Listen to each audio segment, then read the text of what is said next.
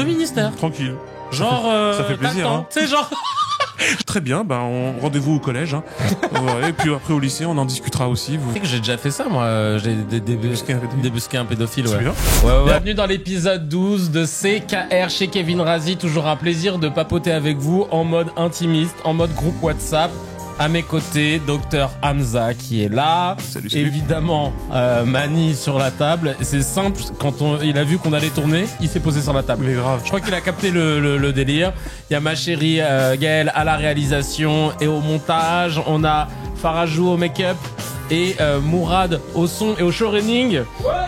Et toujours avec autant d'enthousiasme. Merci pour tous vos commentaires, pour le soutien que vous nous donnez parce que ça fait trop plaisir. Ça monte petit à petit et on est trop contents. D'ailleurs, il y a eu pas mal de petits messages sympas. Il y a Lily que j'embrasse, Lily Dufour qui dit « Je commande jamais tes vidéos, Kevin, mais je voulais vous dire à tous déjà que l'émission est de plus en plus qualitative. Donc pour ça, bravo à tous. Donc bravo à tous. Gentil. Voilà, bravo les gars. Ça fait plaisir. Et tu vois, j'ai 15 ans et c'est pas trop mon truc de regarder les infos avec mon père. Et du coup, ton émission me permet de suivre l'actualité en regardant des personnes que j'apprécie. C'est très sympa. Hein. Ah ouais. Et alors la petite Lily que j'ai eu la chance de rencontrer quand j'ai joué mon spectacle à Nice, elle était venue avec ses parents. Et Lily, elle m'a envoyé une photo de son père qui regardait CKR. Donc dans le salon, il regarde ça sur la télé du salon, ça fait trop plaisir. Trop bien. C'est touchant. Mais de ouf. Il y a Mehdi Sleman qui dit « Je n'ai jamais rien vu d'aussi grave sur YouTube. Vos podcasts sont ridicules, dénués de sens et aucun travail de recherche n'est fait en amont. Je n'arrête pas de bloquer cette chaîne et elle revient constamment. Ah bah merde. Tu es tombé bien bas, Kevin, et pourtant, tu n'es jamais allé bien haut. » T'apprécieras la très bonne nouvelle. On est ce qui est de plus grave sur YouTube. Ouais, bon, donc ça veut dire que c'est une bonne nouvelle. Si c'est nous, ça veut dire que YouTube il est propre. Vas-y, c'est super, je suis content. Vas-y, très bien. Bon, tant mieux. Franchement, si on est le garant de la nullité sur YouTube, c'est que le contenu est chambé. Donc, bon. Ça fait très plaisir. C'est rassurant pour YouTube. Merci. Garde la pêche. Ouais, et YouTube devrait même nous décerner un prix parce qu'on est là pour garantir qu'il y aura pas plus nul que nous. C'est donc ça. vraiment. Et pas en croisière, ça te détendra un petit peu. Oui, grave. Il y a Fucking Art qui dit salut à tous, c'est juste pour vous dire que vos vidéos sont d'utilité publique. Oh, c'est trop gentil. C'est ultra agréable à écouter et à regarder. Le son est top. Et l'image est belle. Il y a un taf qui a été fait. Vous avez un ton et un discours ultra simple et compréhensible par le plus grand nombre avec une très belle et incroyable pédagogie. Ultra bien expliqué. Vous êtes très complémentaires. Bravo. Je vous souhaite le meilleur. Signé Hamza Garouche. Non, je rigole. Non, mais ça fait trop plaisir. Bah, merci beaucoup. Merci. C'est super gentil. Bravo. C'est trop gentil de nous dire ça, franchement. Il y a Sokamoi qui dit quel plaisir de retomber sur Kevin Razi que je suivais au temps d'Ondar. Merci à toi ainsi qu'à Dr Hamza d'aborder le sujet de MeToo. Il est important que les hommes aussi se joignent à nous sur ces sujets-là. Écoute, ça fait plaisir. C'est la moindre des choses. Et merci, il y a David, parce qu'il a mis plein de i dans son pseudo. Donc ça se dit comme ça. Voilà. David qui dit merci, vraiment merci au docteur Hamza pour sa prise de parole et son partage sur la problématique extrêmement importante et banalisée que sont les violences sexuelles. Des mots précis, une logique claire et soutenue par des chiffres. J'admire la manière dont c'est présenté. Je suis heureux de voir une prise de parole aussi assumée et assurée, entre parenthèses, surtout de la part d'un homme. Et j'espère que cela a permis à certains ou certaines de se remettre en question, voire se rendre compte de comportements problématiques dont ils n'avaient pas conscience auparavant et que cela a pu faire évoluer les mentalités et la société. Merci de mettre cela en avant. C'est extrêmement important d'en parler. Ah bah, merci beaucoup. T'as remarqué que... Merci David, déjà. Ouais, vraiment, c'est touchant. Et t'as remarqué comment nos followers sur les réseaux, ils parlent super bien. Mais grave. Ils écrivent des phrases, quoi. Mais déjà, ouais. Et il y a un vrai effort, mais c'est stylé. Il y a du style et tout. Ouais, tu sais. Et de la conviction, hein. Même le mec qui aime pas, là. Ouais. Tu sais, il a bien écrit, quoi, tu vois. Très bien. Je n'ai jamais rien vu d'aussi grave sur YouTube. Oui, puis. Tragédie grecque. Ah oui, tuné, il a mis EST. Bon, ouais, on peut pas être parfait. En tout cas, merci pour tous vos retours. Continuez de nous envoyer vos messages. On les lit régulièrement. Ça nous fait super plaisir. Likez surtout les vidéos. N'hésitez pas aussi à vous abonner. C'est important même de rejoindre aussi la chaîne pour soutenir financièrement, pour qu'on puisse être de plus en plus indépendant. Merci à tous ceux qui nous soutiennent en tout cas. Vous êtes de plus en plus nombreux, ça fait plaisir. Et je crois que j'ai fait regarder à des gens Tenet. Et ça fait plaisir. Ah, bien! Ça fait très plaisir. Trop bien, trop bien. Et je continuerai, vous allez voir. Bah oui, et puis n'hésitez pas à aller acheter nos livres aussi, Science Flix et Fake News qu'on a écrit avec Hamza et qui sont en description. Il y a aussi sur Apple Podcast, Il faut vous abonner non, il faut pas vous abonner, il faut vous inscrire à Apple Podcast pour pouvoir liker. Voilà, parce qu'il y en a peut-être qui écoutent, etc. Donc n'hésitez pas à liker, c'est important pour nous, parce que plus vous mettez d'étoiles, plus on remonte dans l'algorithme, et ça nous permet de faire découvrir notre travail. C'est pareil pour Spotify, allez-y à fond, et sur Deezer aussi. On est sur Deezer. En tout cas, on compte sur vous, on continue. Là, on est au 12e épisode et j'en ai content. Ouais. Et Ça fait plaisir. je vous le dis entre nous, notre but, c'est d'arriver aux 20 épisodes. Ce sera symbolique pour nous. Voilà. Donc, on compte sur vous pour nous donner cette force. On commence par une petite news. HMD, Hamdulillah. C'est Mounir Jouad. C'est un chauffeur de taxi qui a conduit gratuitement une bonne sœur de Nantes à Toulouse. Nantes-Toulouse, c'est loin. Putain. Je l'ai déjà fait d'ailleurs. T'as fait Nantes-Toulouse une fois? Vraiment, en voiture. Ouais. Combien d'heures? Je me souviens plus, j'avais pas dormi, donc c'était très violent. Ouais. Bah oui, c'est dangereux, mec. Oui, c'est vrai. Nantes-Toulouse pour qu'elle puisse donner un rein à son frère, c'est beau. Hein. Et le trajet aurait coûté 1 600 € s'il n'avait pas été là, car elle avait raté son avion. Ah oui, donc trajet en taxi, quoi. Il a fait, c'est trajet en taxi, 1 600 €. Et il a fait Nantes-Toulouse pour qu'elle puisse donner son rein à son frère. C'est magnifique. Magnifique, ouais. Bravo à toi, Mounir. Franchement, je trouve ça trop beau. C'est la France qu'on aime. Il y a plein de commentaires. Il y a Monkey D, Jonathan qui dit masterclass de la part du chauffeur et de cette bonne sœur, que son frère puisse aller mieux. C'est ce qu'on lui souhaite aussi. Louis Largement qui dit cagnotte pour qu'il récupère ses 1600 balles. Ouais, c'est une bonne idée. C'est une très bonne idée, c'est vrai. Ouais, parce que les cagnottes pour les policiers qui tuent des gamins et qui atteignent le million, voilà. Ça a l'air de bien marcher, mais là, ça. pour le coup, ça, c'est pas mal. Et parce qu'attends, il a les retours, hein. C'est frérot en plus. Allez, bonne chance. Les péages, bonne chance. les sandwichs triangles à 7 € sur les aires d'autoroute. Non, c'est tout ton argent là-dessus. Ah ouais, non, bien sûr, le gars. Franchement, la bonne sœur, elle abuse. C'est genre le tout mec qui chante. On gratte, mais. La gratte, j'hallucine. Non, franchement, c'est trop bien ce qu'il a fait. Ouais. Et il y a Dilocan qui très beau dit, geste. très beau geste, qui dit les FN en sueur. Ah bah tu m'étonnes.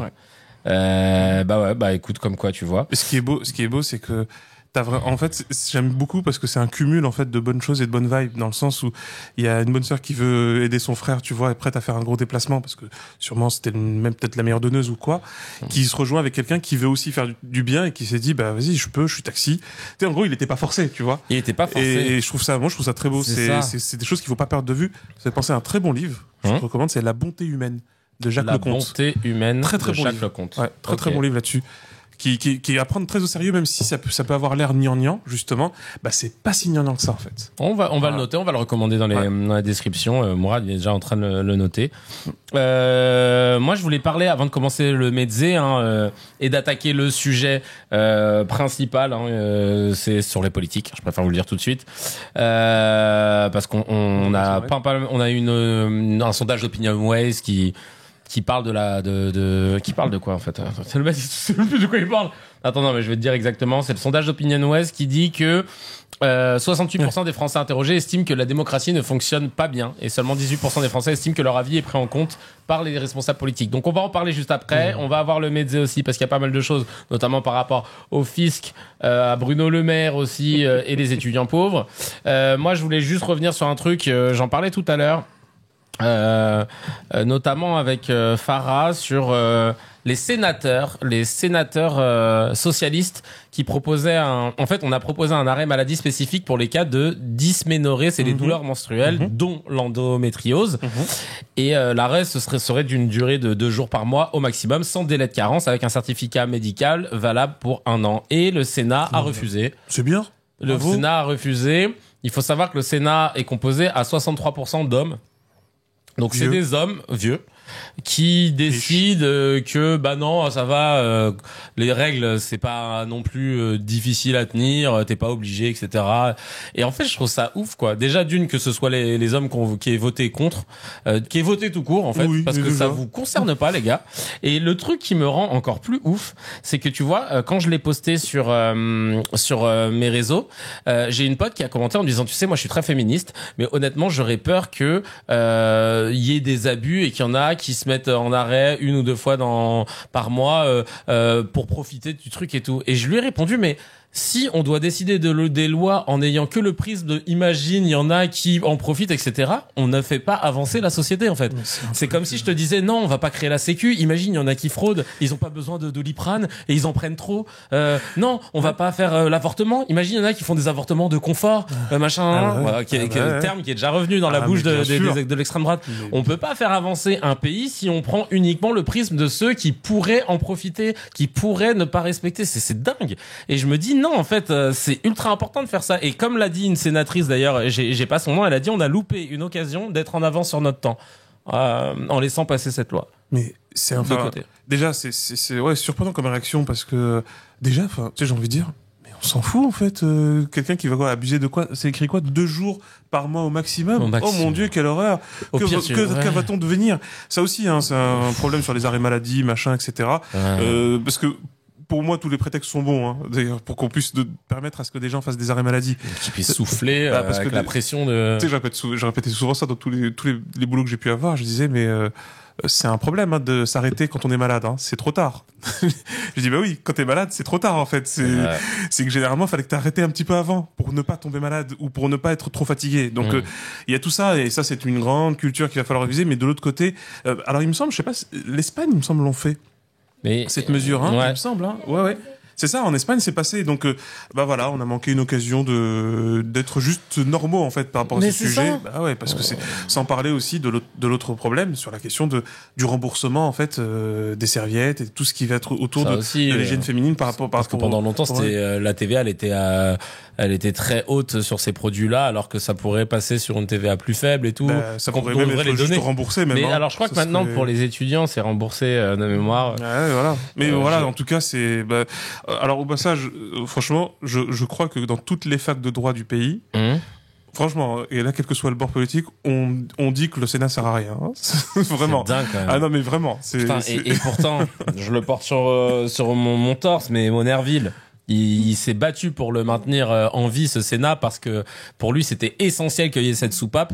Voilà ce que c'est devenu. Il le voyait comme un contre-pouvoir. Bah en fait c'est simple, il disait que en gros en démocratie on ne gouverne pas par le monologue. Donc on peut pas, et vraiment c'est directement dirigé à Emmanuel Macron, mais parce que c'était à l'époque où De Gaulle faisait des référendums quand il voulait faire passer des choses, sans passer par le bicamérisme, les 2 chambres, etc. Et donc c'était sain, tu vois, c'était de se dire non, on a un véhicule, comme ils appellent ça, faire la navette entre l'Assemblée nationale et le Sénat. Il fallait passer par toutes ces étapes pour pouvoir être sûr que la loi elle soit bien votée, qu'on ait pu de la discuter et tout. Et aujourd'hui, en fait, ça a perdu de son essence. Et puis les sénateurs déjà ils s'élisent entre eux et tout. Enfin bref, c'est particulier, quoi, tu vois. Bah après, souvent on dit en sociologie politique que le bicamérisme, en fait, soit il est là pour rendre compte d'un système, par exemple, très fédéral comme les États-Unis ou l'Allemagne. Soit qui d'ailleurs en plus, si je me trompe pas, il n'y a pas de bicamérisme en Allemagne d'ailleurs en plus, si je dis pas de conneries, alors qu'aux États-Unis oui, ils ont le Bundestag, exactement. Par exemple, tu vois, t'as pas mal de dire pays Bundesliga, mais ça c'est le championnat de foot. Exactement. Ah, c'est pas loin, hein. Mais quand tu prends par exemple le cas français et le cas anglais, c'est que le Sénat, sociologiquement, représente la part la plus conservatrice, c'est-à-dire la moins républicaine, c'est-à-dire la moins démocratique du pays. Chez nous, c'est majoritairement, ils sont de droite. Bah oui, mais comme le Sénat, c'est les lords. Aux États-Unis, la chambre des lords, pardon. En Angleterre, c'est la chambre des lords. La chambre des lords, ils sont pas très élus à la base. Plus vieux, moins progressistes et tout. Enfin bref, affaire à suivre. En tout cas, Alors, Mourad me dit que voilà, Allemagne, la Bundesrat, c'est ça. Donc c'est bien de chambre. D'accord. Donc ça tient. Il y a le Bundestag, c'est la chambre basse. C'est donc la chambre des députés. Qui élit le chancelier. Je savais pas que le chancelier était élu par la chambre des députés. Et le chancelier, c'est l'équivalent du premier ministre chez nous. Et donc c'est comme le président du Conseil pour la 4e République. C'est l'équivalent. D'accord. Donc c'est le Parlement qui vote. Voilà, petite culture politique. On attaque le Medzer en entrée. J'ai le fisc là, est incroyable. Il redouble d'ingéniosité pour pouvoir soutirer de l'oseille. Les agents du fisc vont bientôt pouvoir se créer des faux profils sur Instagram, Twitter ou TikTok afin de débusquer, je cite, les auteurs de fraude fiscale, activités illicites, travail au noir, piscine non déclarée. Ils auront donc accès à vos photos privées et pourront même échanger avec vous. Génial, ces photos dans ta piscine. C'est chez toi pour être sûr. D'accord. Mais comment ça se passe, toi, tes déclarations? Puis si tu le mets sur ta feuille d'impôt ou pas? Et donc, en fait, c'est génial parce qu'en France, le fisc, il a une ingéniosité incroyable pour récupérer l'argent des petites gens, des impôts, etc. Mais sur l'évasion fiscale... De quoi? Le quoi? Hein?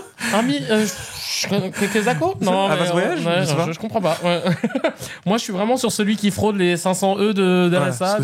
Ça, c'est grave. Hein. Non, mais wesh. Non, mais c'est abusé. C'est abusé. Je te jure, ça me dégoûte. Mais il y a une, c'est marrant parce que il y a une expression qui était virale, je crois, dans 2010, 2015 et un peu plus tard aussi, qu'on attribuait à Colbert, le fameux premier ministre, en fait, le ministre de Louis XIV, qui disait qu'il fallait taxer les pauvres. En fait, lui, il disait pas taxer les pauvres. L'expression qui était sortie, c'était qu'il faut pas taxer les pauvres, ils ont pas de thunes.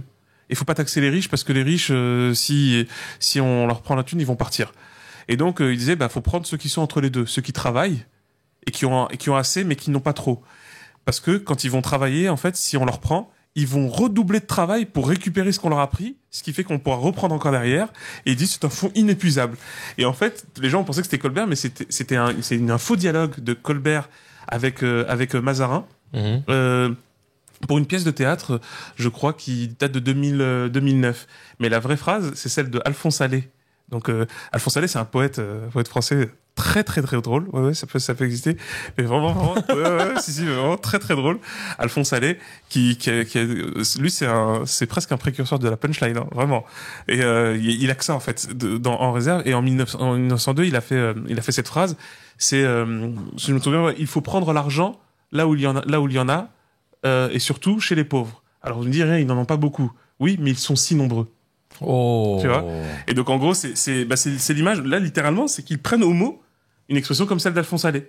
C'est flemme, évasion fiscale, c'est loin. Ouais. C'est loin, île, je sais pas, Trinidad, non, c'est trop compliqué.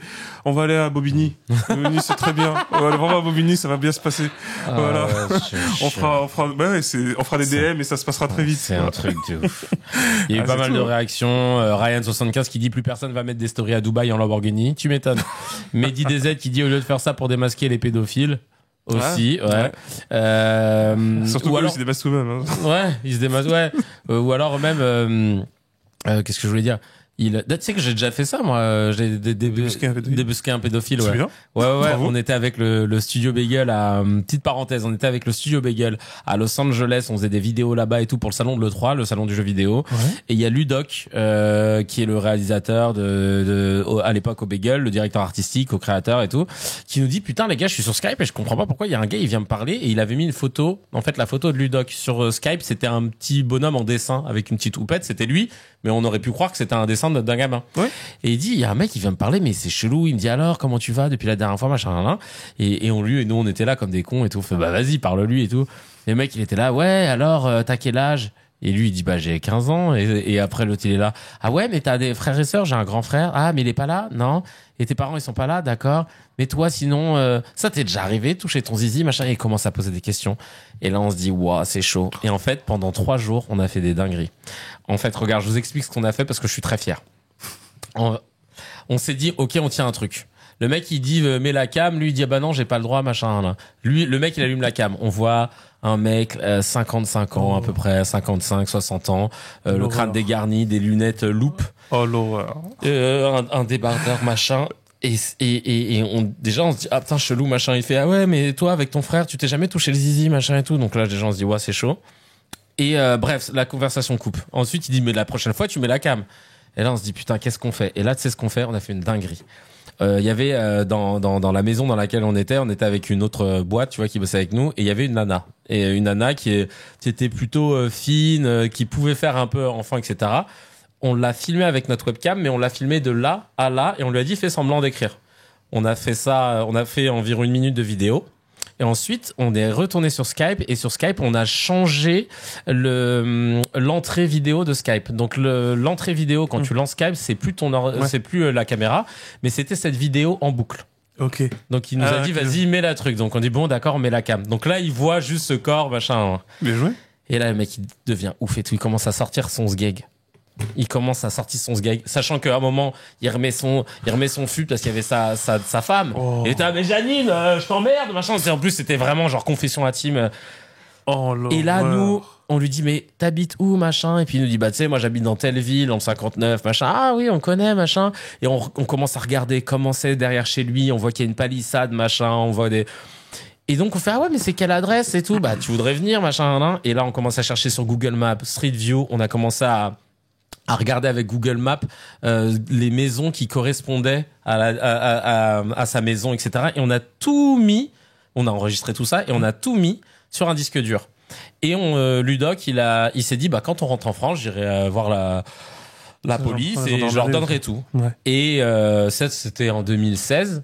Et il y a 2 ans, Ludoc, il me fait, je t'ai pas dit, la police, ils m'ont appelé, c'est bon, ils ont chopé le gars grâce à tout ce qu'on a fait et tout. Pure classe. C'est un truc de ouf ou pas? Bien. Ah mais franchement, on avait tapé, une vraie opération. On a cherché et tout, on a utilisé toute la technologie qu'on avait à l'époque pour essayer de le repérer. On a réussi à trouver son adresse. Ça tient pas à grand chose. Mais de ouf. Mais de ouf, voilà. Stylé, ah stylé. ouais, voilà. Donc. Mais je sais qu'il y avait un ami qui me parlait de ça.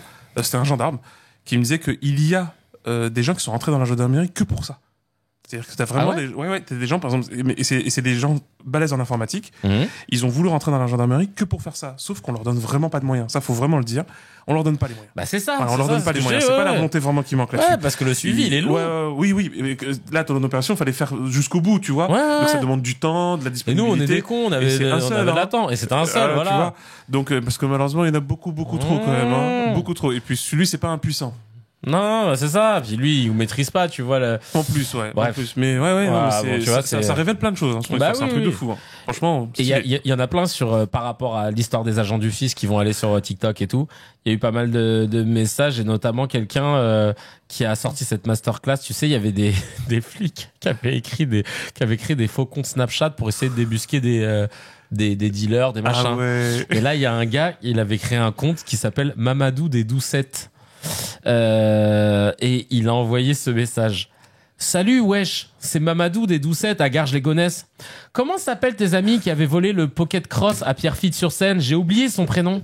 Ils étaient 2 Arabes. Je ne suis pas sûr que je m'adresse à la bonne personne. Si c'est pas toi, tu connais pas un Bakli Saïd qui habite à Garges-les-Gonesse? Et le mec il a...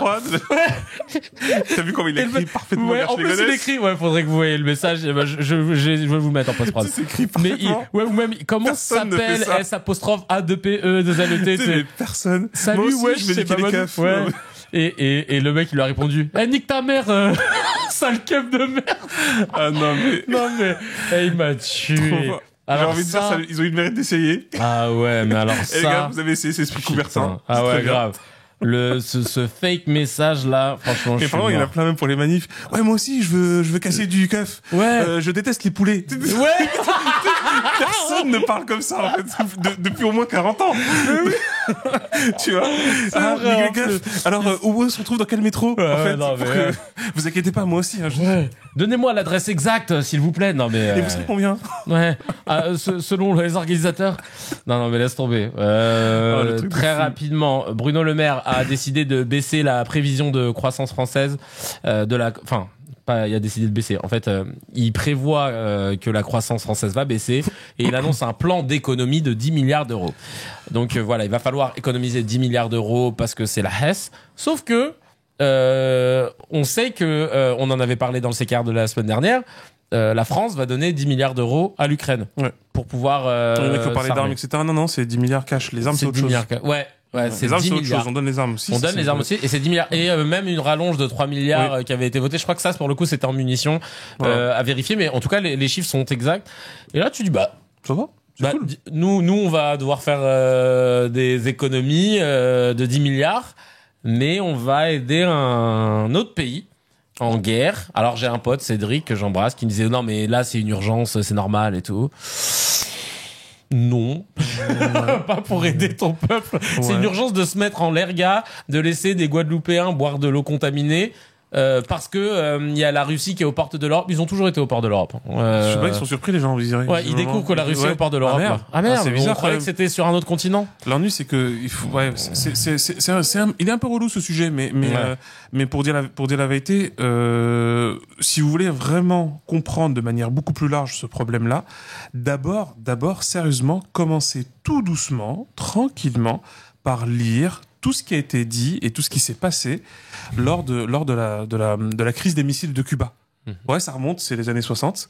Mais justement, et là, vous allez peut-être un peu comprendre que déjà, c'est beaucoup plus compliqué que ça. Et quand on dit ça, on n'est pas en train de cirer les pompes de Poutine. Honnêtement, je suis très loin d'être un fan du larron. Mais concrètement, il va falloir comprendre que la géopolitique, selon le prisme de ceux qui nous grattent les 10 milliards et qui nous disent l'Ukraine c'est super important. Je suis désolé, j'ai de grosses raisons de douter en fait de la manière dont la politique est gérée sur ce sujet-là par des personnes qui d'ailleurs n'en ont rien à faire de la démocratie en général, de notre pays en particulier et encore moins d'un pays qui est plus lointain. Parce que l'Ukraine, ça fait depuis 2003 qu'elle est dans la sauce, au moins. Qu'elle a de gros problèmes déjà en interne, que c'est pas une vraie démocratie dans l'absolu, et que le peuple a de gros problèmes d'est comme en ouest. C'est-à-dire en gros, il y a l'est avec justement le Donbass et tout, mais il y a aussi l'ouest. Et ça, je parle de 2003, je ne parle même pas de la question de l'histoire même de l'Ukraine, de son histoire qui est effectivement elle-même partagée par Kiev. Kiev, c'était la capitale on l'appelait la capitale de la Russie. Hein. Donc commencer à dire ça devient compliqué quand on rentre dans des légitimités, des questions de peuple, etc. Évidemment, c'est un grand drame, mais je vais être très cynique. Je fais c'est bien, vous êtes en train de découvrir un drame. Encore, je l'ai déjà dit, mais je le redis, vous découvrez un drame parce que visiblement ça touche à quelques petits milliers de kilomètres de vos frontières. C'est bien, c'est bien. Vous êtes en CP de sensibilisation sur la question internationale et humanitaire. Très bien. Rendez-vous au collège. Et puis après au lycée, on en discutera aussi. Vous verrez, c'est fabuleux. Vous allez voir. Quand on parlera du Congo, quand vous aurez le temps, vous serez prêts. On parlera du Congo. Vous verrez, ça sera super intéressant. Et Rwanda et tout. Vous allez voir. Ouais, mais c'est parce qu'en Ukraine, ils ont les mêmes voitures que nous. C'est ça. C'est pour ça. Je sais. Je les vois d'ailleurs. Ils sont là. Ils ont pas les mêmes voitures que moi. Ils ont des grosses voitures. Que nous, moi mais je l'ai pas. Pas nous en fait. Pas nous en dehors du 8. Donc. Pour finir le Metzé, j'ai un big up aux étudiants pauvres. Il y a une étude réalisée en 2023 par l'association Linky et menée auprès d'un échantillon de 5500 personnes. Donc ça va, un échantillon. Exact. Parce que maintenant on l'a appris la semaine dernière dans les CKR. C'est un très bon taf. 5500, c'est un bon taf. 54% des étudiants sautent des repas pour des raisons financières. Et un étudiant sur 10 déclarait avoir déjà dormi dehors ou dans un véhicule au cours des 12 derniers mois. C'est scandaleux. Voilà, l'argent, tu sais, que tu veux envoyer en Ukraine, tu peux aussi mettre un petit billet. Ça ferait plaisir à nos étudiants qui sont en train de galérer. Non, c'est un truc de fou. Alors il y a eu des réactions comme quelqu'un qui dit si seulement il n'y avait que les étudiants, c'est Stiti 974 ou alors Romain Custom qui dit j'ai dormi plein de fois dans ma voiture et je suis plus étudiant, j'étais juste bourré. On connaît les bails, mais sinon la plupart disaient ça va, ils peuvent se bouger, ou alors c'est quoi ces chiffres de mytho? Non, c'est la vérité. Oui. C'est la vérité, et d'ailleurs j'en profite pour faire un big up. Un big up au Wanted Café. Le café Wanted, c'est dans le 10e arrondissement, 70 rue du Faubourg Saint-Martin, et j'ai rencontré un des gars qui s'appelle Yann de mémoire, qui a créé ce café. Ils font en gros, le concept, tu sais, de repas suspendus. C'est pour ceux qui connaissent pas, comme les cafés suspendus. Pour ceux qui connaissent pas, tu vas au café Wanted. Et là-bas, tu peux, par exemple, si tu prends un hamburger, tu peux dire je vais payer un hamburger et je vais payer aussi une entrée suspendue. Et en fait, le petit plus que tu payes, tu vas pas manger l'entrée, évidemment, tu vas la payer. Et eux, ils vont la refiler à des personnes qui sont en galère. Et ce qu'il m'expliquait, c'est qu'ils font des plateaux repas, vraiment tout où il y a tout dedans, et ils en donnent un paquet à des étudiants, paquet. Donc après, donc voilà, donc bravo à vous. C'est trop bien. C'est trop initiative. Bien. Ouais. Mais ça serait fabuleux de l'étendre. Moi, je trouve ce concept génial de le généraliser, surtout dans les temps actuels, que ce soit pour les étudiants, mais aussi pour les sans-abri, etc. Parce que il y a un truc qu'on ne réalise pas et on n'a pas le temps malheureusement de l'aborder, mais ça pourrait être intéressant sur la question de qu'est-ce que c'est en réalité la pauvreté, hein, parce que la pauvreté c'est un mal très sourd qui ne dit pas grand-chose, qui ne s'exprime pas beaucoup. C'est pas celui qui est spectaculaire, il est insidieux. La plupart, voire la totalité des personnes qui sont dans cet état-là, qui vivent dans la pauvreté, ils le disent pas en fait, parce que c'est très difficile, c'est très compliqué, et ils souffrent et ils ne peuvent pas forcément l'exprimer. Donc des fois on peut même pas les aider. Parce que des fois, ils ne le disent même pas. Et c'est pour ça que ce que je trouve génial dans ce type d'initiative de café suspendu, comme du repas suspendu, c'est qu'en plus de ça, la personne, elle se sent pas mal à l'aise où on lui dit, vas-y, je t'offre un repas. C'est, non, c'est, il y a un repas qui est offert, allez-y, vas-y, y a pas de problème. Ça remet un peu, on va dire, ça remet un peu de dignité, etc. Exactement. Et pour les étudiants, qu'est-ce qu'on peut dire à part le fait que ça fait trop longtemps, et ça ne fait que s'aggraver, qu'on ne veut plus du tout miser sur les étudiants, qu'on ne veut plus miser sur la jeunesse. Il y avait une immense occasion au lendemain de l'épidémie et de tout ce qui s'était fait à ce moment-là. C'était normalement de faire un immense plan jeune mais faut être très clair, où il fallait lâcher un billet aux jeunes. C'est tout simplement, et un gros billet. Parce que les jeunes, c'est, déjà, à la base, c'est l'avenir. Enfin, c'est évident quand on le dit, hein. Mais c'est juste que c'est essentiel. Et que, en plus, eux, par contre, ils sont plus dans la consommation, déjà, encore une fois.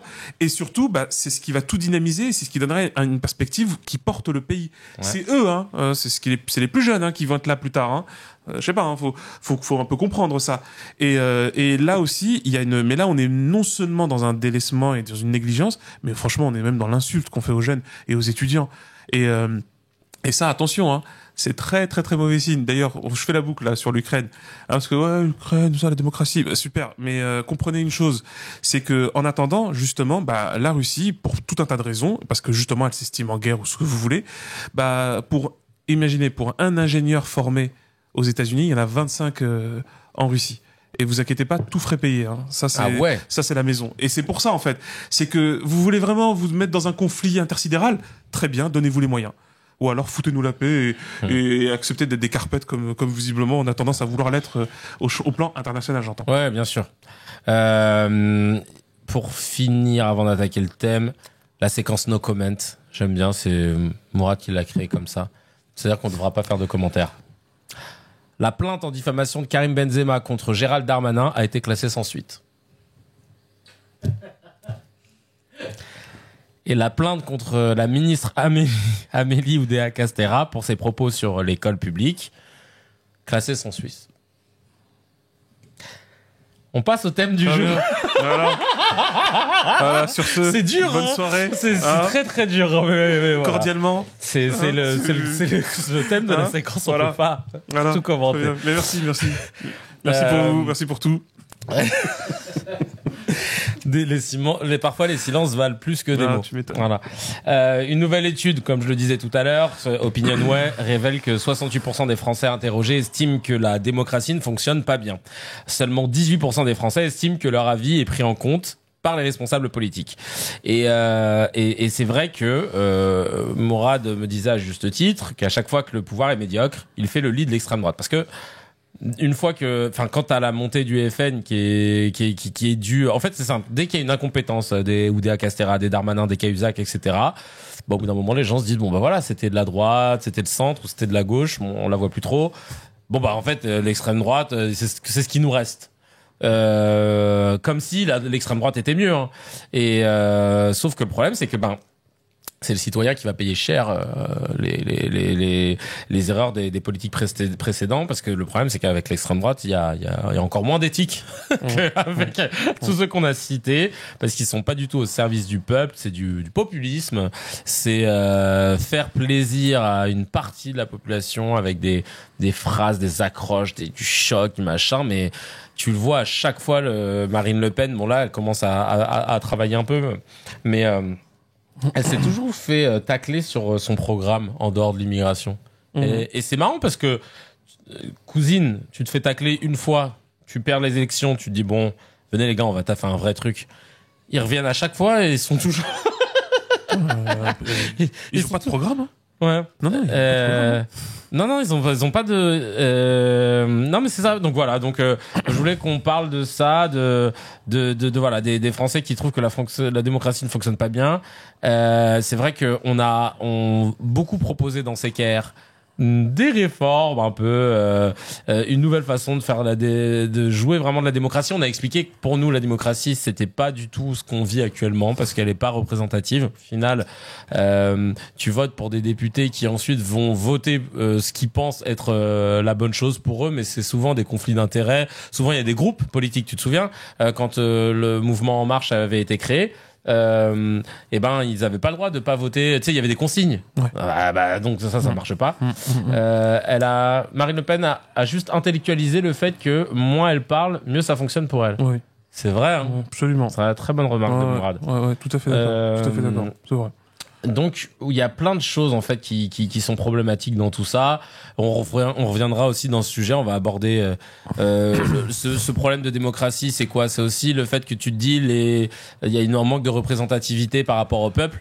Et là, il y a l'humanité qui a lâché, le patrimoine de la plupart des ministres, de tous les ministres. Et tu te rends compte que, il y en a, ils sont à des 4 millions d'euros de patrimoine comme Dupond-Moretti, 10 millions pour Franck Riester. Et donc là, vous vous dites, mais c'est qui Franck Riester? Déjà, je savais même pas qu'il était là.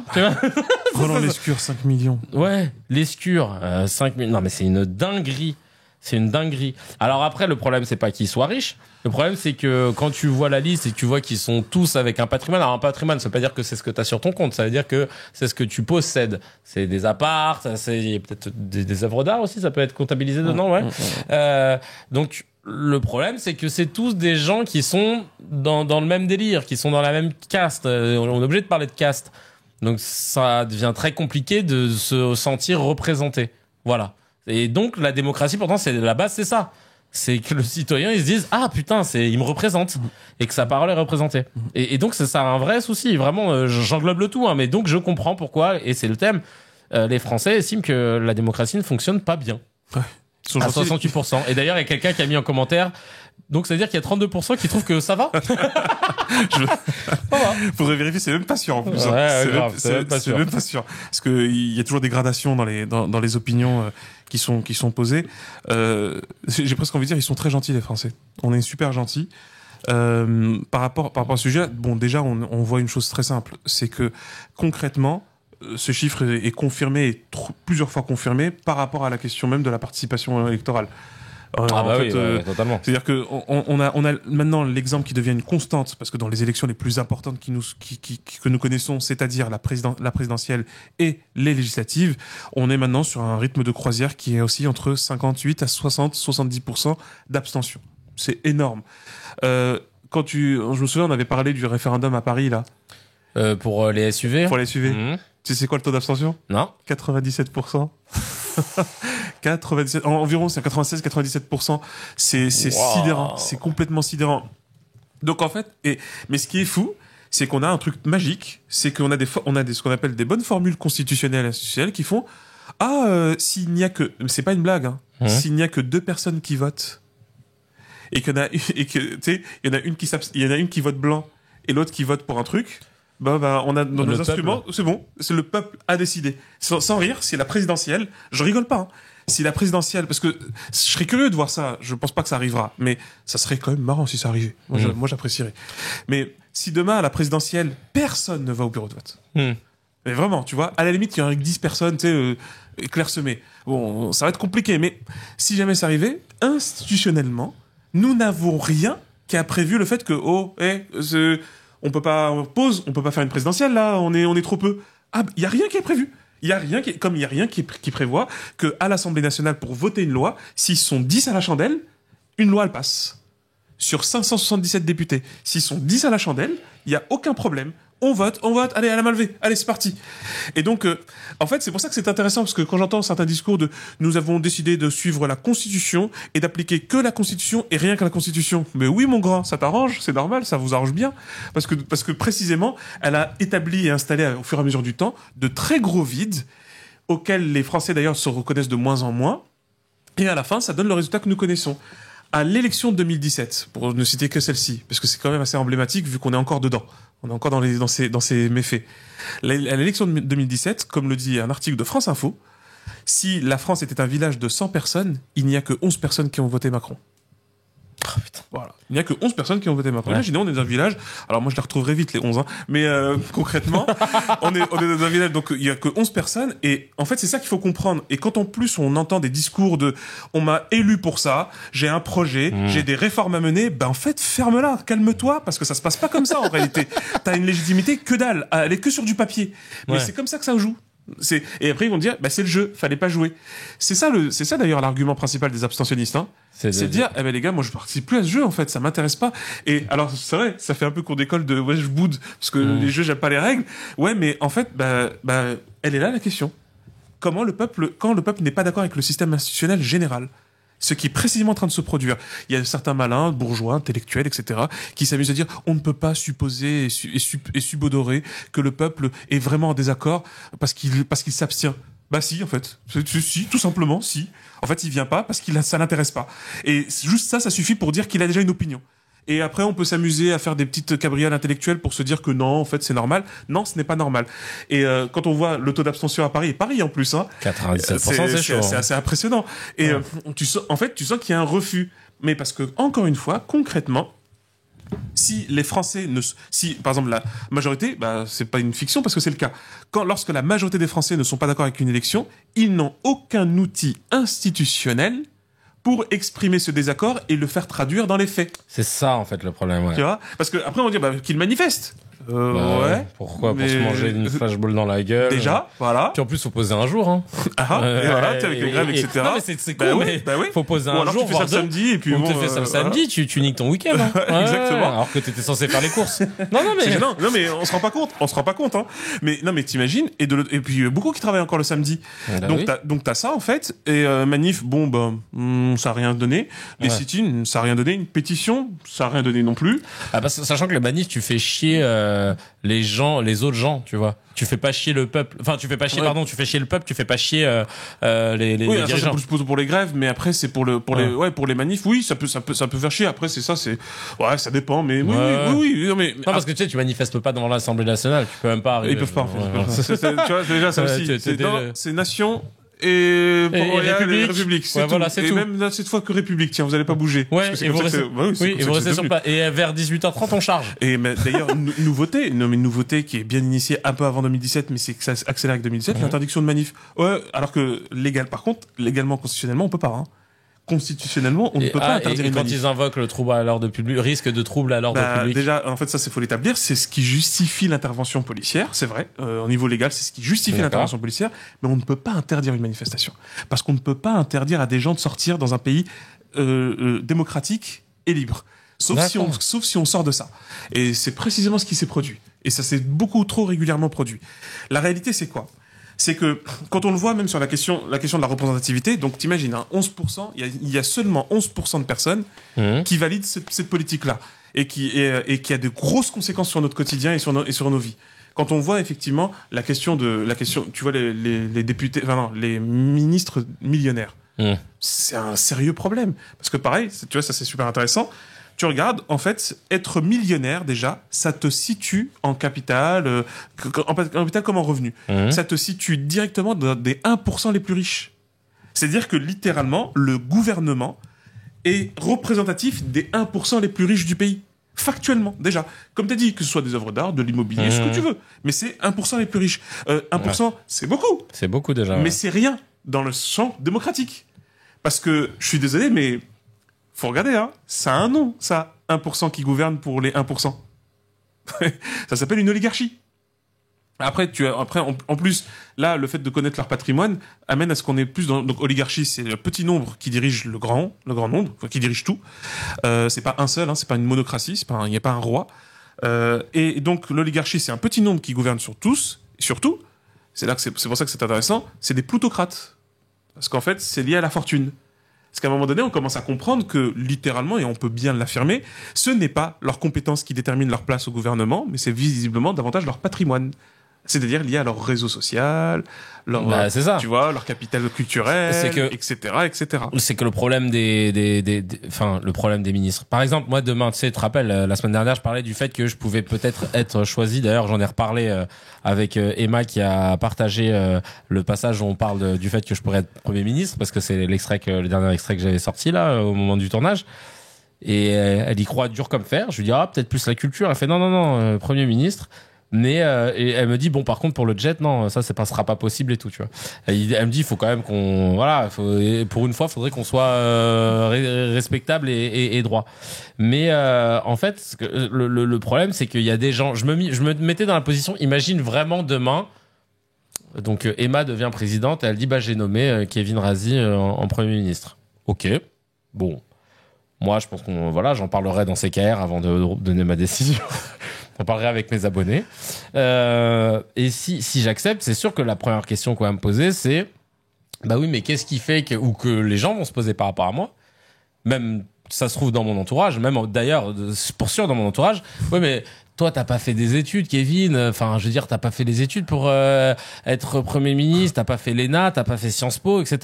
Et en fait, tu te rends compte que ces études-là, c'est pour devenir un professionnel de la politique. C'est pas pour devenir un leader et trouver des bonnes idées. C'est pour devenir un professionnel de la politique et évoluer dans la politique. Et ça donne surtout un réseau. Ce qui fait que quand t'es un gars comme Attal, tu ne taffes pas. Parce qu'une fois que t'as ce réseau-là, enfin, tu ne taffes pas, je veux dire, t'es pas allé chez Franprix ou chez Mondial Assistance, à côté de tes études. Et en fait, tu te rends compte que, ces études-là, déjà, elles sont c'est un tamis. Elles écrèment de ouf, la possibilité à des gens autres que ceux qui sont du sérail de prétendre à des fonctions. Après, on est dans une, fausse méritocratie, donc, parfois, il y a des exceptions. Éric Dupond-Moretti, allez, Daniel, Rachel, tu sais celle qui était femme de Kéké, Rachel Kéké, celle qui était femme de ménage. On a de rares exceptions, trop rares. Ouais, beaucoup. Allez, Gérald Darmanin, je crois que sa mère était gardienne d'immeuble comme moi. Voilà, on a de rares exceptions. D'ailleurs, on comme le voit ça. dans son patrimoine d'ailleurs. Ça se voit dans le patrimoine. C'est l'un des plus bas en fait. Ah ouais, 600 000. C'est vraiment l'un des plus bas. Vas-y, on a presque le même. Tu vois? Non, par contre, ce qui est pas normal, c'est que vraiment. Bruno Le Maire, 294 000. Mytho. Cousin, mon appart il coûtait plus cher. Ouais. T'es un bon mytho, toi. Ouais, t'es un bon mytho. On t'envoie un DM. Tu peux me dire quand est-ce que t'as fait ce voyage? Wesh, frère, tu peux me dire. J'avoue, lui, qui ment doucement un peu là-haut. Un petit WhatsApp. Bruno Le Maire. Ministre de l'économie, Zarma, t'as pas mis plus d'économie de côté. Moi, je propose un WhatsApp. Non, lui, quel menteur. Le gros mytho. J'avoue ça. On a bien capté. 294 000, c'est tout. Là, c'est vrai. Tu sais, c'est à la dur fin du mois, je suis là. Ah ouais, c'est dur. On gagne. Il y a pas beaucoup d'économie, Tu vois? On prend des petites piécettes et tout ça. Non, mais tu sais que lui, quand il arrive au bureau, il a un Tupperware, Il fait ses, tu sais, il a son plat Picard qui fait réchauffer, il y a un micro-ondes chez moi. Ouais, parce que là, c'est difficile, je vais pas abuser sur la cantine quand même et tout. Non, la cantine, je crois qu'elle est chère un peu. J'ai pas les tickets resto, les Grecs, C'est à 3 €, je crois, là. Donc, non, parce que je crois qu'en plus, la cantine, elle a un prix dérisoire. Il y a un gars la dernière fois qui bosse au Sénat qui m'a dit faudrait que je t'invite à manger à la cantine et tout machin. C'est en plus c'est une dinguerie. C'est une des meilleures cantines du monde, mais je crois que c'est un prix genre 4 € limite, t'as entrée plat dessert, champagne, machin. Non, c'est une dinguerie. Bref. Un truc de chef. Donc on a un problème, on a un problème où on a fait croire aux gens que de savoir diriger d'autres personnes, il y avait que des diplômes qui pouvaient te permettre de faire ça, et notamment un pays. C'est dingue ça, tu vois, alors que c'est faux. Je pense que demain, t'as quelqu'un qui à un niveau municipal a réussi à haranguer tout le monde, à mettre en place des choses pour les jeunes, à mettre en place un système pour que, je sais pas, tout fonctionne dans sa ville. Oui, alors qu'il n'a pas fait d'études, d'ENA, de machin, potentiellement il pourrait être un bon leader, tu vois. Mais c'est ouf parce qu'au final, le but quand tu diriges un pays, c'est de t'entourer des personnes les plus compétentes dans les domaines respectifs. Et on a bien vu que nous, les ministres, c'était pas le cas. Parce que tu peux pas passer... Déjà, moi, le truc qui m'a choqué, c'est que j'ai découvert que, peut-être sur le tard, que Oudéa Castéra, elle avait été élue à la base ministre des Sports et de l'Éducation. Exactement. Déjà, t'allais dire cousine? Ça va 2 ministères. Tranquille. Genre... ça fait plaisir, Tu sais, genre... Genre, tu sais, il y a pas trop... Comme il y a pas trop de taf, là. Je crois qu'elle a 6,5 millions, donc je pense qu'elle a le temps. Ouais, 6 400 000. Bonne raison d'avoir le temps. Ça, c'est une dinguerie. C'est-à-dire que, toi, genre, tu t'estimes qu'il y a un des 2 ministères, t'estimes que ces 2 ministères, tu sais, comme ils fonctionnent bien, je peux le faire en part-time. Je peux le faire en temps partiel. Mais là, c'est l'aveu, encore une fois, C'est l'aveu que, c'est pas vrai. Il y a pas une question de compétence. C'est juste des portefeuilles qui portent très bien leur nom. C'est-à-dire, en fait, elle est là, elle prend l'étiquette, oui, parce qu'on dit toujours le portefeuille ministériel. Ah, ça, ils l'ont bien entendu, le portefeuille ministériel, hein. C'est bien, c'est intéressant. Je gère tout ce que tu veux, clairement. Mais, et ben là, en fait, tu as la démonstration de la rente politique. En fait, là, on parle d'héritiers, mais là, c'est même des héritiers politiques. C'est qu'en fait, lorsqu'ils ont un poste, ils héritent en fait de ce poste-là, et ils ne le méritent pas.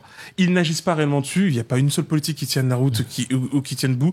Bruno Le Maire, son activité principale, c'est d'envoyer des lettres aux industriels pour dire, ça serait bien que vous fassiez un effort, ça serait bien que vous puissiez faire ça. C'est super. Lui, il fait des lettres au Père Noël. En fait, il passe son temps à faire des lettres au Père Noël. Un truc de ouf à Carrefour, machin. Des efforts pour abaisser les prix. C'était pour l'essence. Est-ce que vous pouvez vendre à perte? C'est ça. Et donc, t'as les industriels qui répondent, tu fais, alors, cher ministre, allez vous faire, voilà, et puis, cordialement. Voilà. Et après, lui, sur ce moment, parce qu'il a que ça à faire, il répond, ah bah, c'est pas très gentil de me dire ça. Mais bon, je vais quand même dire aux Français que j'ai écrit une lettre, que j'ai dit ce que j'allais dire. Mais gars, tu sers à rien, en fait. Tu sers à rien du tout. Et c'est pour ça que, si tu veux, on peut la faire. Regarde, il y a une version courte et une version longue. La version longue, c'est de comprendre la politique de manière, en fait, par étapes, et de se dire que là, par exemple, on va dire, admettons qu'il faille, on va réformer. Là, ça serait le scénario où tu deviendrais Premier ministre. Tu vois. Allez, on rentre là-dedans. Si on est là-dedans, en fait, t'as plein d'instruments politiques qu'il faut très vite mettre en place pour d'abord remettre de la confiance dans la démocratie. Ouais. Déjà. Parce que ça, c'est vital pour une démocratie. Et que ce soit vital pour une démocratie, c'est vital pour tout le monde. Il faut comprendre ça. Hein. Et une démocratie, c'est pas juste un truc de luxe où on s'est dit, et si on se mettait une démocratie? Non, c'est vital. C'est ce qui permet à ce que notre pays fonctionne bien. Donc, pour donner de la confiance à la démocratie, par exemple, tu appliques très strictement 2 choses vraiment simples. Hein. Tu as 2 mesures très simples. La première, l'application stricte du vote blanc éliminatoire. Donc comptabilisé, ça veut dire quoi? Ça veut dire que lorsqu'il y a 3 candidats ou 4 candidats, peu importe en fait, si jamais le vote blanc est supérieur à tous les autres candidats, ça élimine tous les candidats qui étaient dans cette élection. Et là, on doit choisir de nouveaux candidats. Alors, il y en a des gens qui vont dire, oui, mais on n'avancera pas. Si, vous inquiétez pas, on va très vite avancer. Parce que vous verrez que les partis politiques vont très vite comprendre qu'il va falloir se mettre au pas. C'est aussi simple que ça, en fait. Et qui va falloir, ils vont très vite comprendre qui va falloir séduire. Et oui, voilà. et que séduire, ça ne suffira pas. Et que séduire, ça ne suffira pas. Qu'il va falloir proposer. Et là, ça, c'est par contre, tu peux pas faire ça qu'avec le vote blanc. C'est là qu'arrive le deuxième élément pour empêcher la séduction et ce qu'on appelle la démagogie. C'est-à-dire le politicien qui te dit, voilà, tu veux ça? Vas-y, voilà, je vais le faire. Promis, je vais cracher. Je te jure, 4 jours de week-end. Tu feras que 15 heures de travail. Allez, vas-y, tout de suite. Donc, comment tu fais? Là, c'est le fameux truc du référendum d'initiative citoyenne, le RIC. Ouais.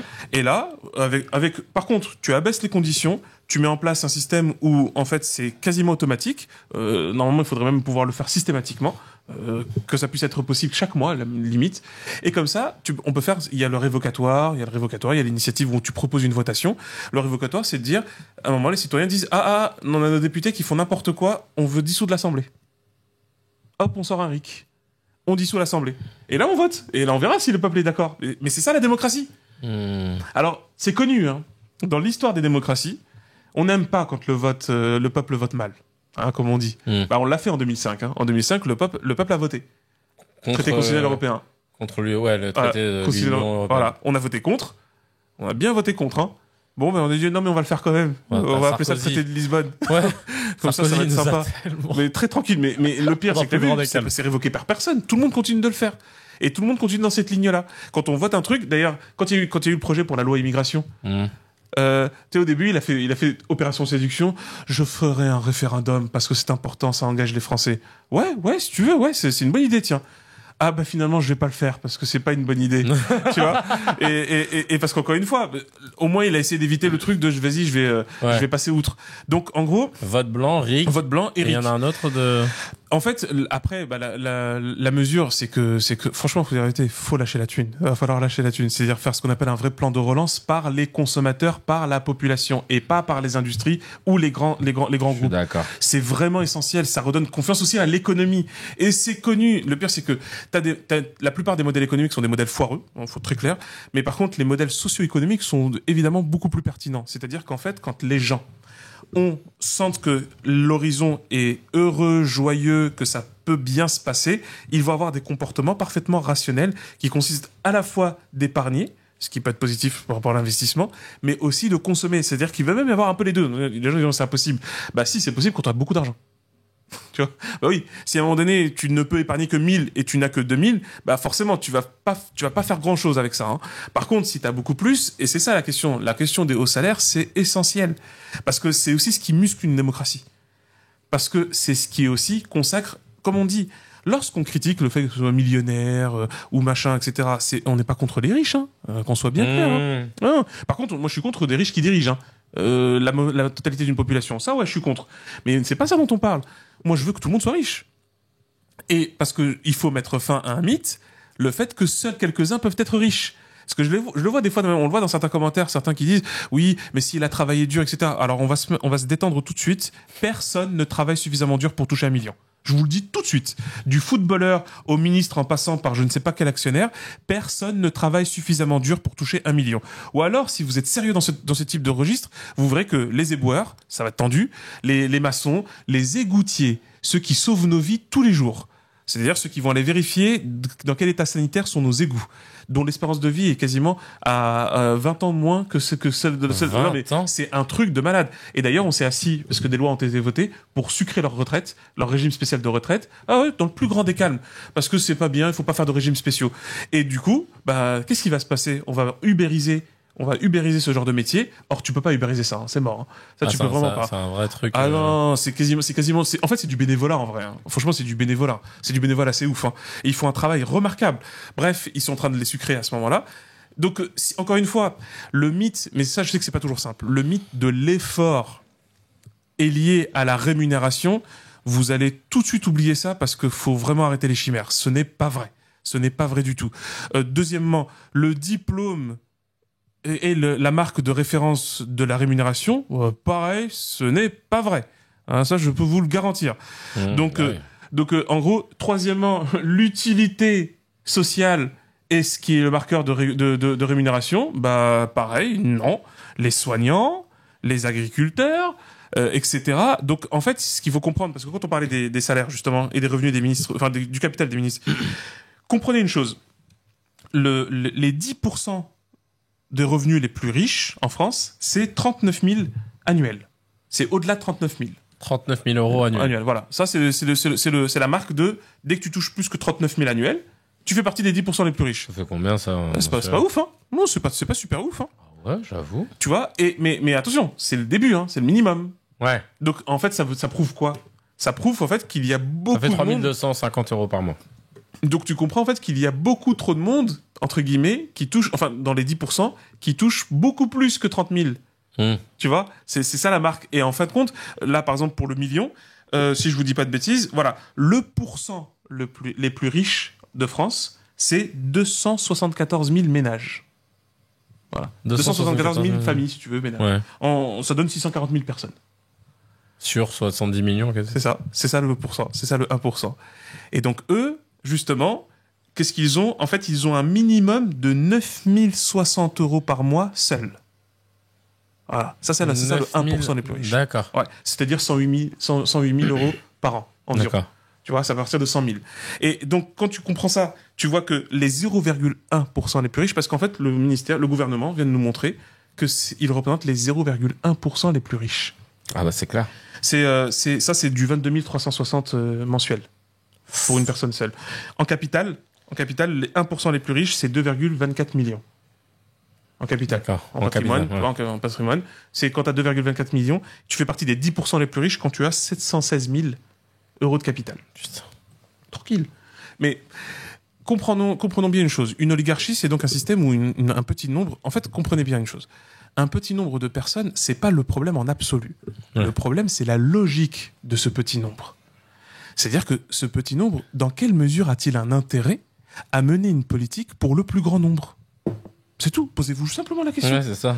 Et quand on continue à faire des élections où 70%, donc le plus grand nombre, refusent d'y participer parce qu'ils ne se sentent ni représentés, ni écoutés, ni compris, bah, en fait, on est de fait dans une situation où il est important de dire nous ne sommes plus en démocratie.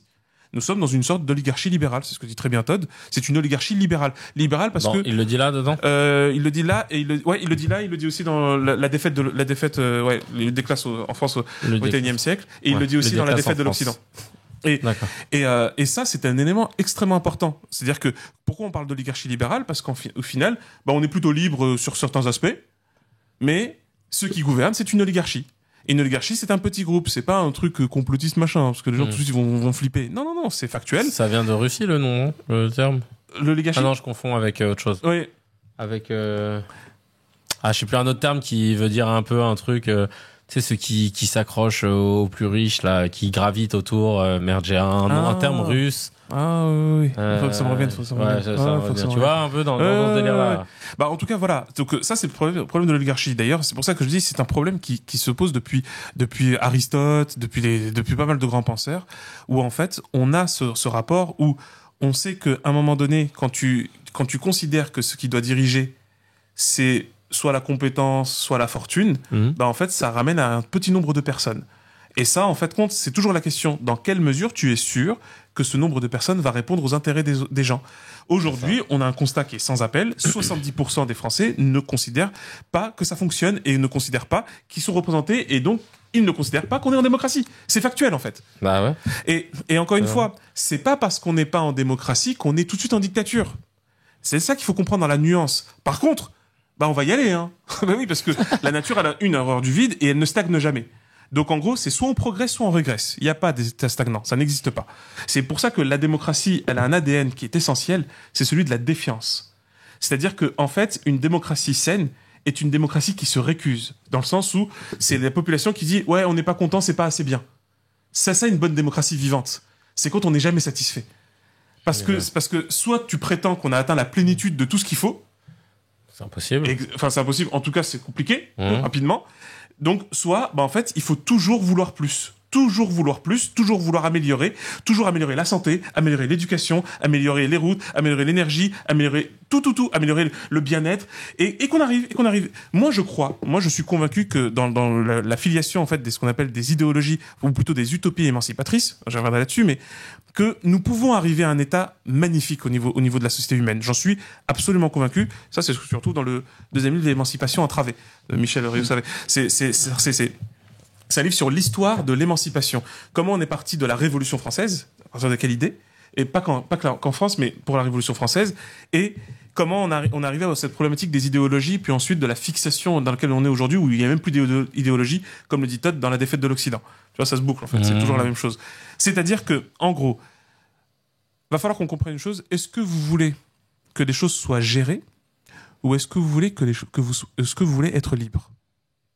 Ouais, tu sais qu'aujourd'hui, en fait, on en est un peu là dans cette question. Est-ce que nous voulons que les choses soient gérées, administrées, gouvernées, ou est-ce que nous voulons être libres? Alors, certains diront, on peut avoir les deux. Ah, mais moi, je suis bien d'accord. Mais dans ce cas-là, ça signifie qu'il faut que vous vous empariez des deux.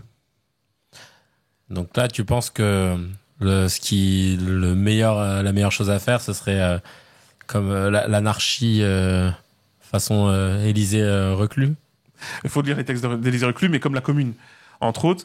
Mais comme il y a eu plein d'expériences, en fait. C'était quoi déjà sa définition de l'anarchie? Je l'ai noté sur mon téléphone. L'anarchie est la plus belle manifestation de l'ordre sans autorité. Voilà, l'ordre sans autorité. Ouais. Parce que les gens pensent que, d'ailleurs... L'anarchie, c'est le bordel partout, oui, mais ça c'est voulu, en fait, qu'on a fait penser ça. Punk à chien, machin... carrément. Alors que non, anarchie, ça signifie absence d'ordre, de hiérarchie, donc absence d'autorité. Parce que, justement, philosophiquement, rien ne justifie la moindre hiérarchie sur cette terre. Rien. Pas même le professeur sur l'élève, pas même le parent sur l'enfant, pas même l'artisan sur le client. En fait, rien ne justifie une hiérarchie sur cette terre. Il ne peut pas y avoir quelqu'un au-dessus d'un autre. Il va faire, en gros, même quand quelqu'un a plus d'argent que moi, pourquoi il serait au-dessus de moi? Ouais. Il a juste plus d'argent que moi. Quelqu'un qui sait plus de choses que moi, pourquoi il serait au-dessus de moi? Quelqu'un qui sait faire plus de choses que moi, pourquoi il serait au-dessus de moi? Dans la réalité, c'est que tout est lié à une question de pratique, de capacité à faire. C'est-à-dire que si toi, tu peux faire plus de choses, t'es plus responsable que moi. Si toi, t'as plus de sous que moi, t'as plus de responsabilité que moi. Parce que toi, tu peux faire plus de choses. Si toi, t'as plus de savoir, t'as plus de choses à transmettre. Et c'est ça qu'il faut comprendre. Il disait une chose très essentielle, Élisée Reclus, il faut vraiment le lire. En plus, il écrivait super bien, il est mort en 1905. C'est l'un des plus grands géographes de l'histoire, hein, vraiment. C'est-à-dire que c'était fondé en 1405, et lui va lui donner un nouveau souffle scientifique et moderne en 1905, justement. Donc 1405-1905. En plus, il était écolo avant que l'écologie existe, il était végétarien avant que ce soit à la mode, il était impressionnant, Élisée Reclus, et en plus vraiment il écrit archi bien. Et il disait une chose essentielle, c'est que en fait cette réflexion philosophique de l'anarchie, elle obéit en fait à 3 principes, celui de la liberté, de la solidarité et de la responsabilité. En gros, tu ne peux pas être libre si les gens sont dans la merde et dans la misère. Et ouais, parce qu'en fait tu ne peux pas être dans une île de bonheur, de richesse, de confort, si tu es entouré d'un océan de misère. Hein, c'est la preuve de l'absurdité des ultra riches qui se bunkérisent et qui mettent des barbelés, des murs partout autour d'eux. Mais ils sont en train de faire une prison en fait. Et ils font une double prison, une prison pour eux-mêmes, mais une prison pour les autres. Parce qu'ils enferment les gens dans leurs conditions à l'extérieur et ils s'enferment eux-mêmes dans leurs conditions qu'ils prétendent être sublimes. Donc ça, la liberté, en fait, et donc ils sont pas vraiment libres. Ils peuvent pas sortir comme ils veulent, etc. Donc tu ne peux pas être réellement libre si les gens sont dans la merde. C'est pour ça que la liberté est étroitement liée à la solidarité. La solidarité, c'est pas tout le monde pauvre. C'est personne pauvre. Personne qui sera pauvre. Et en fait, donc tout le monde riche. Mais par contre, ça demande aussi une définition de la richesse. La richesse n'est pas celui ou celle qui a beaucoup ou qui a trop. La richesse, c'est celui qui ne dépend de rien ni de personne. C'est ça la véritable émancipation. C'est que j'ai pas besoin de quelqu'un pour bouffer. J'ai pas besoin de l'autre pour pouvoir survivre. Donc ça demande que ça. Mais ça nécessite d'être transmis. Liberté, solidarité, et c'est là qu'arrive donc le 3e élément indispensable, c'est la responsabilité. C'est-à-dire que en fait, les libres ou ceux qui ont les moyens ou ceux qui ont des capitaux ont la responsabilité d'être solidaires, garantissant ainsi la liberté et c'est là que vous avez une société en ordre, sans hiérarchie. Où en fait, comme on dit, où personne ne prend la tête à personne et personne ne donne d'ordre à personne. Voilà. Alors les gens disent oui, mais comment ça fonctionne ? Vous allez être très surpris, mais en fait, ça fonctionne tous les jours. Et vous faites ça quasiment partout dans plein de situations. Mais sauf que vous ne donnez pas ce nom-là. Ben oui, on fait ça dans les associations. Tu crois que, tu vois, un club de sport, t'attends que le président fasse un discours et dise des lois pour que tu fasses des choses? Bah non. Les gens s'organisent, ça se passe dans un stade de foot, ça se passe dans plein d'espaces. Dans le milieu artistique, dans plein d'espaces. Dans le gaming, sur Internet, dans les réseaux sociaux, les gens discutent, réfléchissent. Il y en a qui ils savent qu'ils ne savent pas, donc ils disent ah ben moi j'ai aucune idée, qu'est-ce qu'on peut faire? L'autre il dit attends moi j'ai une idée. Ben, c'est comme ça que ça fonctionne. Moi j'ai fait plein de recherches sur ce sujet, je peux vous aider. Ah ben ça tombe bien, vas-y explique-nous. Voilà. En fait c'est marrant, ça se gère et ça coopère. C'est drôle et en plus ça fonctionne, c'est incroyable et en plus ça génère des richesses. Mais c'est fabuleux ça quand même. Et donc en fait c'est ça le truc, c'est qu'à partir du moment où on prend comme point de départ une égalisation des conditions dans le sens moral et fondamental du terme et social, donc politique, ben en fait t'assainis les relations, tu règles aussi de très grands problèmes. Oui, parce que pareil, féministe, Élisée Reclus. C'est-à-dire que parce qu'il sait très bien en fait l'autorité, l'une des autorités les plus dégueulasses et les plus affreuses, c'est l'autorité patriarcale. Ouais, totalement. Et donc c'est pareil, tu règles ce problème-là. Parce que c'est de ces relations toxiques qui sont liées au pouvoir, le N+1, le patron, le PDG, le sénateur, le ministre, le conseiller régional, le maire, tout ça, en fait, n'ont pas tellement de sens. Si le fait de diriger une ville, c'est de prendre des décisions, en quoi c'est un problème que ce soit la population qui prenne la décision? Mais ils sont pas compétents. Pas de problème. On interrogera les personnes compétentes et on prendra les décisions en conséquence. Bah ouais, c'est ça. C'est aussi simple que ça. Mais c'est vrai que là, ça demande, en gros, et ça implique nécessairement l'effacement de la pauvreté, car encore une fois, la pauvreté est bien construite sur ce modèle-là. Et après, bon, faut être très clair. Je vais finir là-dessus. C'est que vous devez comprendre, avec toute la mesure que ça implique, ce que signifie ce qu'on a fait c'est en janvier 1793. Si je ne dis pas de bêtises, c'est l'exécution de Louis XVI. Louis XVI, ouais. Pourquoi c'est important? Pourquoi c'est essentiel? Pourquoi il ne faut pas passer rapidement sur cette histoire? Nous avons fait une triple dinguerie. Voilà, pour le poser. On n'a pas simplement exécuté un roi. En fait, on a mis fin, et pas simplement symboliquement, mais même si c'est effectivement symbolique, on a mis fin à un règne religieux, un monarque de droit divin, qui était un des bras armés de l'Église. Voilà.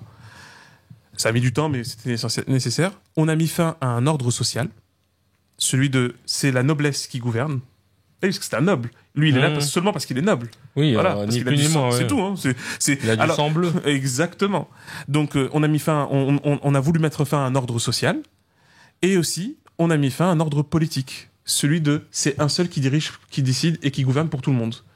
Parce qu'il y a un gouvernement à l'époque de Louis XVI, faut arrêter de croire, hein. Et c'était des gens compétents, hein. Vraiment. Pour le coup, on peut pas nier les Turgot, etc. C'était des gens compétents.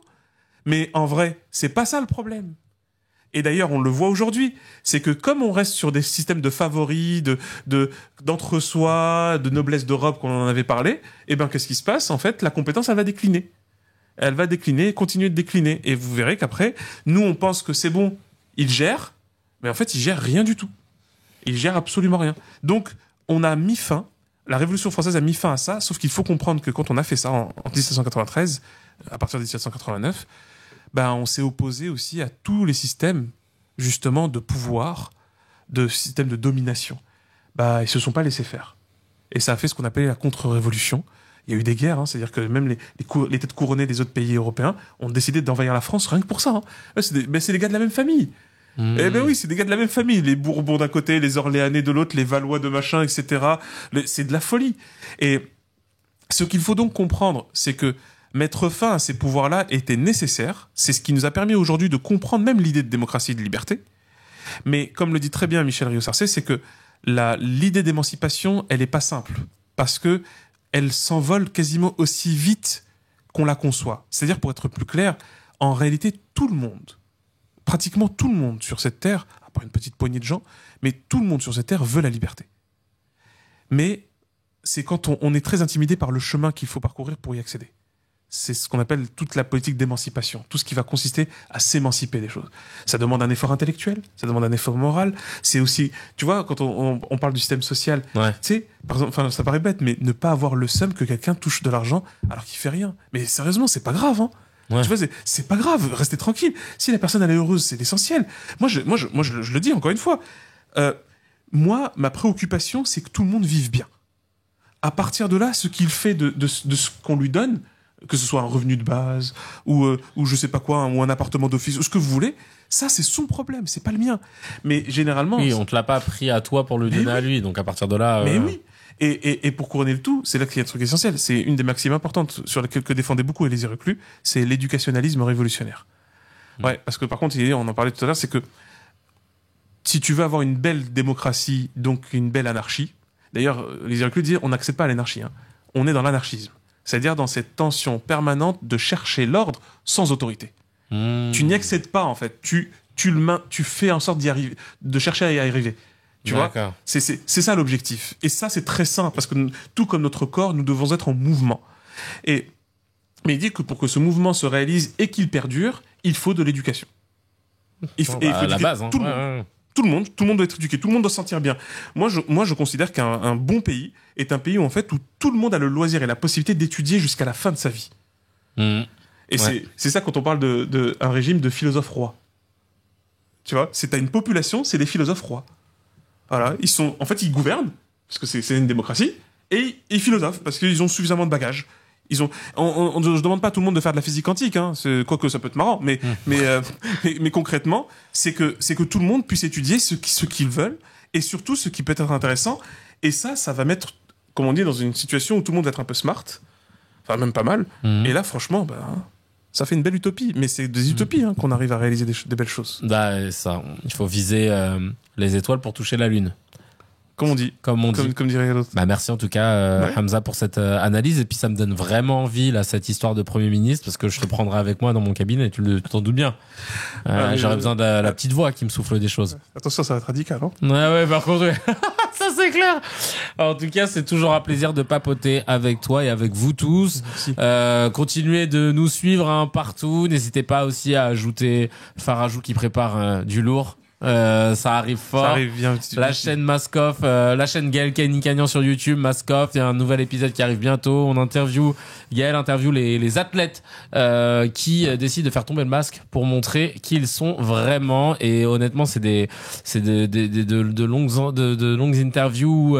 Les athlètes font part de tous les moments où ils ont eu des doutes, où ils ont pu rencontrer des difficultés, etc. Et on les voit sous un autre angle. Et ce qui est intéressant en plus, c'est qu'on découvre des sports qu'on connaît pas bien, comme le prochain par exemple, qui est un joueur professionnel de hockey sur glace en France. Et c'est ultra développé, qui s'appelle Peter Vallier, c'est ça? Peter Vallier, et qui est adorable. C'est impressionnant, l'hockey sur glace. Ultra impressionnant, ultra violent, attention, ça y va, parce que c'est le seul sport où t'as le droit de te taper. Ouais, en plus, non, mais c'est une dinguerie. De toute façon, vous allez voir l'épisode, c'est une dinguerie. T'es emporté, hein. Moi, j'ai assisté une fois, c'est impressionnant. T'es allé à Cergy? Non, c'était pour préparer les JO. Donc c'était à Bercy. Ah, ok, d'accord. Lourd. Ouais.